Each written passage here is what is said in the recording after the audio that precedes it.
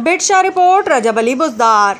महर सरदारों के ख़ानदान से ताल्लुक़ रखने वाले नौजवान रहनुमा सरदार नाजिब खान महर बिडशा दरगाह हज़रत शाह अब्दुल लतीफ़ भटाई के मज़ार पर चादर चढ़ा कर दुआ की और शाहकार राग सुना, जिसके बाद पाकिस्तान ख़ास खेली इत्तेहाद के मरकज़ी रहनुमा फ़कीर मंजूर अली ख़ास खेली की जानिब से दी गई दावत में शिरकत की। इस मौके पर एडवोकेट मोहम्मद इदरीस महर, सहाफ़ी रजब अली बुज़दार, बाबू निज़ाम डाहरी और दीगर भी मौजूद थे।